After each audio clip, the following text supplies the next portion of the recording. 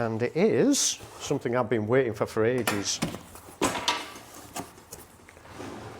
What's it? Loads of them! Nice. Other brands of snacks are available.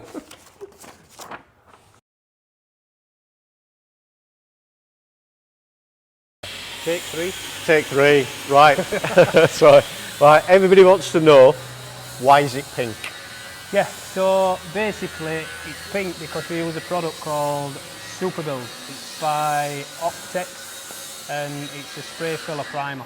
Okay. So it's pink due to it having its built-in guide coat. So what happens is you put it on and it dries pink, then as you're rubbing it, your low spots stay pink until you've rubbed it off, and then it all becomes grey. So it identifies your highs and low spots. Oh, so I actually thought, when I saw it then, I thought that you'd primered it in grey and then gone over it with the pink high build primer. So once you start rubbing it, it goes... Yeah. So, oh, right, so okay. It just goes grey. So, that's weird. Yeah, so once it goes on pink, so you paint it pink, then as you're rubbing it off, it goes grey. Right. So that saves you putting, let's say, a fine layer of black over it, or like a padding it that some people put on. Yeah. Right. So that's why it's pink. So this is like a high build primer and an epoxy and everything all in one. So it's like a 3-in-1. So it's an epoxy etch primer, then it's a spray filler because of the build on it. Yeah. And it's a primer as well. You can paint straight over it, even if it's a silver or whatever. Okay. You can rub it down to 800 and paint over straight over it, and it rubs down nice. Yeah. And it's got an high build. The bonus with it is it just cuts out a process, like part of a process. So if you would have broke through on any edges with if you'd spray filled it then primed it, if you broke through the primer, then you'd have to reprime that area. You couldn't paint straight over it. Whereas this, we're using it in the same way, so we'd still spray fill it, then prime it, but we're going to prime it with the spray filler. Right, okay. So all we do, we thin it down a little bit more, put it on a bit wetter, so it's a bit nicer to rub down. Yeah. So you can easily rub it down with 320. Right. Then 500. Then you paint straight over it. If you do break through on any edges, you don't need to reprime it. Okay. Then it's all ready to go. But this is just an indication coat. This. So we've put a heavy skimmer filler in all around edges where we needed it. To bring up the body. She was saying about, when I was talking to Joe last week, he was saying that obviously you don't fill the doors because obviously that'd make it could crack easily. So you do the body to the door or whichever. Also as well, you don't want to be filling your panel. So you need to bring your panel slightly higher than your body. Yep. Then you fill your body to your panel. Right, otherwise you get an uneven edge on your door. So like some areas will be fatter than others. Right. So you bring all your panels just slightly higher. Then so your lowest part of your panel is the highest part of the body. Your door. Yeah. So then you fill your body to your panel, and that'll give you a straight edge all the way through. Yep. And a lot of people, they'll fill the panel and they'll fill the body. What we do here is we fill it all as one. Yeah. So then once your car's built up, we put all the strikers on in place. So that's as it sits, all the rubbers, everything in place, then we filter that. Right, okay. So when you look down the car, in what a lot of places do, they'll fill the middle of the body, then they'll try and bring it out, bring the middle of the panel down to the body. Right. So it gives you like a dome effect on all your panels. Yeah. Whereas what we do, we fill it all as one panel. So imagine that being one full side, that's how we fill it. Imagine no door gaps or whatever, then you put your door gaps. Well, I saw it on the Golf that you did before. I mean, it's not done anymore, but the Golf was the same. When I came, I saw it was like one filler all the way and there was no door gaps. There's no I was like, what the hell? So, that's the first time I've seen that being done. So that one's a heavily modified, so it's added a lot of filler. But to get that straight panel, you need to do that process. Otherwise, what you get is all your panels give it that. So they'll start low here, then they go high, then they're back low. So when you look downside at car, your back wing will be like that, your door will be like that, and your front wing will be like that. Whereas if you fill it as a full panel, you get all your door gaps, bring your door edges up, and I'm only talking a couple of mil of filler. Well, it's not a mass amount. No, and I think this is the issue that I think we have over here in the UK, that it's like, oh no, it has to be perfect. People are scared of filler. Yeah, and in America you see it all the time, don't you? The Americans, even the top like Boyd Coddingtons when he used to be and stuff like that. Everything we all done. You can't get a panel 100% straight without filler. It's impossible. You can't do it. So like, you can, like bodies, when people are hand forming bodies like this and they're made of aluminium or steel or whatever they do, to get them 100%, they need filler. Yeah. If they don't need filler, they need spray filler. Yeah. At some point, it needs something to make it straight. Yeah. So there's this big stigma around filler, and the problem isn't the product. It's people using it. They just don't know how to use it properly. So they'll sand it down with 80 and they'll go no further. So then when they put the primer, the urethane-based primer on it, all that'll happen is your urethane, as it's drying, it sucks into them sanding marks, so it'll just sink back into it. Which and then it looks like an ice skating rink. Yeah, which I have seen before on cars where, like, say you can see lines, or you can see where the filler, like a filler patch. Edge. Yeah. Whereas this, it's an epoxy-based material, so it just gets harder and harder and harder and harder. It never shrinks in, and even with it being an epoxy-based material, we still finish it off with 180. Yeah. So we'll finish it off with 180 before we re-prime it. Yeah. Then once it's been re-primed, then we'll go over it and finish it with 500 or 800, depending on what colour we want to go to. Then it's ready for paint. Right. It's ready to go. So don't say about the colour. Yeah, well, I don't know which colour. We're not going silver. I'm just going to put that out here now. We're not. Everybody keeps saying it needs to be silver. It needs to be. It's not going to be silver. I can guarantee you that. But we won't say what colour it is. And then we were saying about the door gaps. So we did the gaps the other week, but now we've noticed that obviously the shifted. She took off the strikers. Yeah, the strikers off. Because that's tight there, and there's a gap here. But obviously you've primed it up now. I mean, the reason we're going to have a big gap on the door, not massive gaps, but we are going to have. Yeah, we're going to need a bigger gap than what we initially wanted. Because of that. You always want a tight gap. Like ideally, you'd want it. We do like a tight gap. Well, that's it. We're all male. So I'd love it to be like that all the way around. But there's just too much flex in the door. So with that, by the time we've painted that and there's that much flex in it, your paint's coming straight off as soon as exactly. Then all your job's ruined. Yeah. So we are going to have bigger gaps than what we initially wanted, but it's the safest option. But I mean, the thing is though, this, as we were saying earlier, there's not a straight panel on this. It's all curved this way. So you've got to have a. I mean, even on the factory ones are big gaps anyway. Yeah, but there's a reason for it. Is because the hinge mechanism. Yeah, because the hinge mechanism, and it's like say it's not a standard door. No. So you're going to put the strikers on now, and then say get them so when it comes down, it actually pulls itself into place. But we've noticed a massive difference to what we saw last week. I mean, there was you could see little dints in it, but now it's coming along. Yeah. The lines. See, that's a conventional hinge, and you can see where it's. That's it.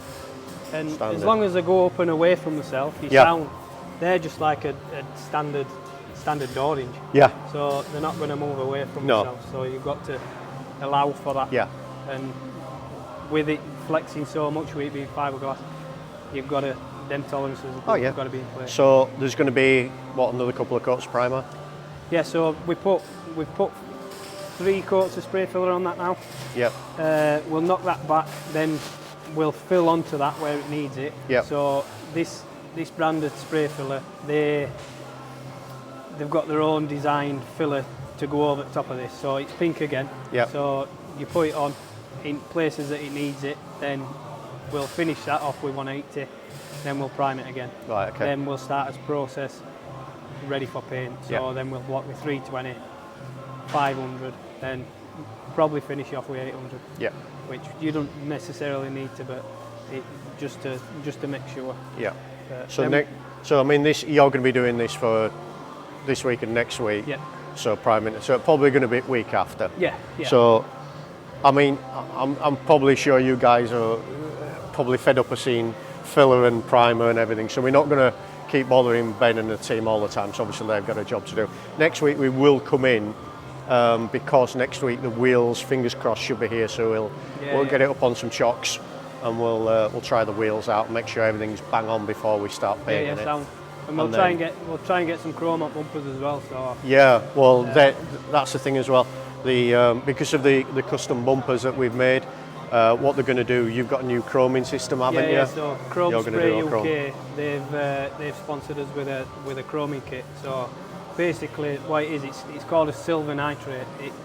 It's a process where it's the same chemical reaction as chroming, but there's no adverse toxics that you've got to get rid of, which you can't get rid of in the normal chroming process. Yeah. That's why nobody can get anything chromed. It's the future of chroming, and you can chrome anything: plastic, metal, filler, primer. It doesn't matter. So we finish that off with fill it, prime it, paint it in the same process. Then we'll prep that ready for chroming.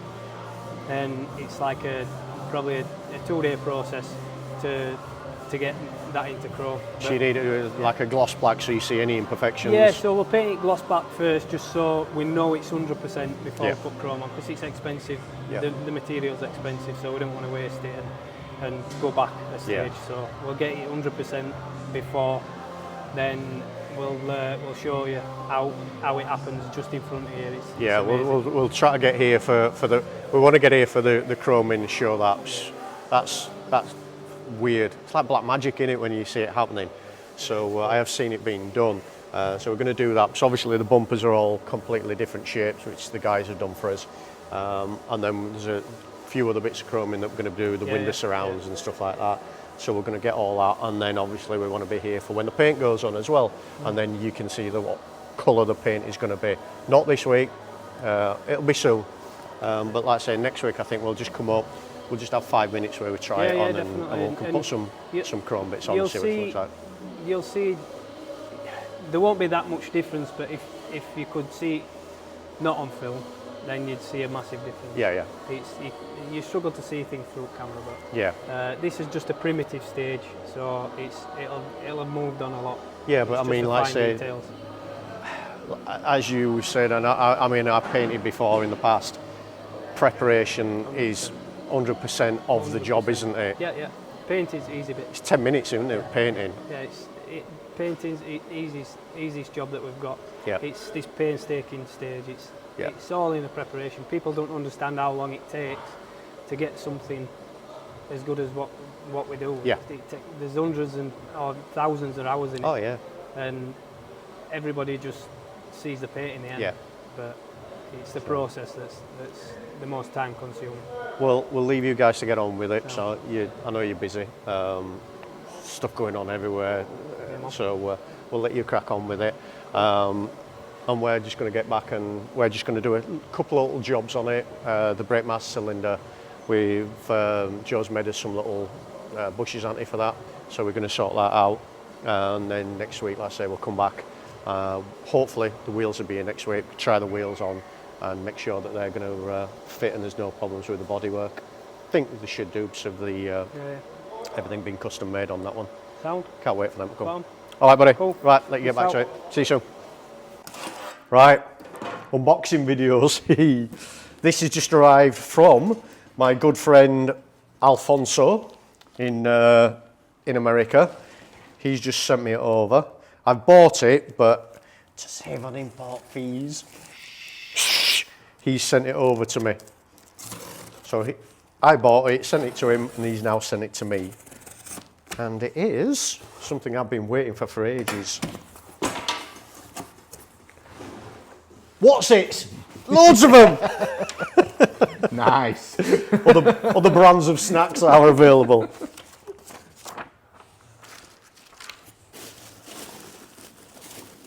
Mixed merchandise, checked contents carefully.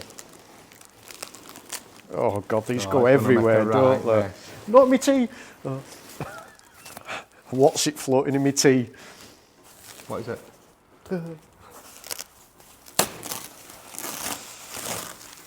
Oh, look at that! Wow. Where's my Stanley knife? Where do I put it? You are a child. I am a child. I'm a child and an old man because I'm that giddy, but then I forget where I put stuff. We need to get you the plastic Stanley knife. Look at that.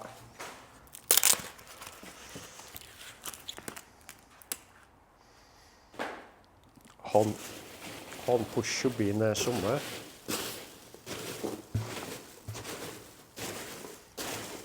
You can't pour them out, you've got to do that until you find it. Well, I can't find it. Oh dear.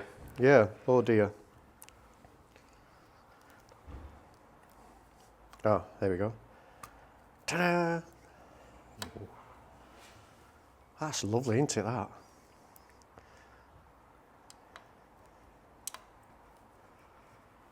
Ah, you turn it as well to lock it in place.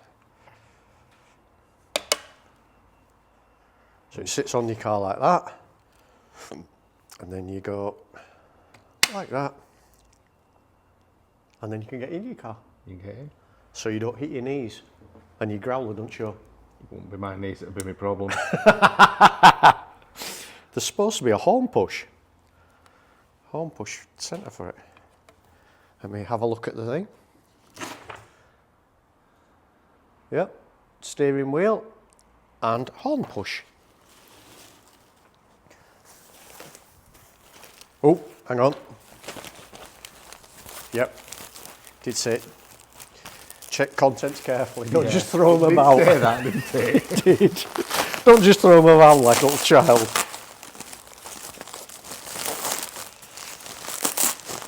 How many times have you done that though? Got someone to throw a box away. My brother once did it with a vac, one of these charged up vacs. Oh yeah? Yeah, threw up charged it away. That's a surprise knowing you're handy. Yeah. Must be in the name. Definitely in the name. Da, da, da, da, da. That was good timing, that, wasn't it? Just getting back in time for postman.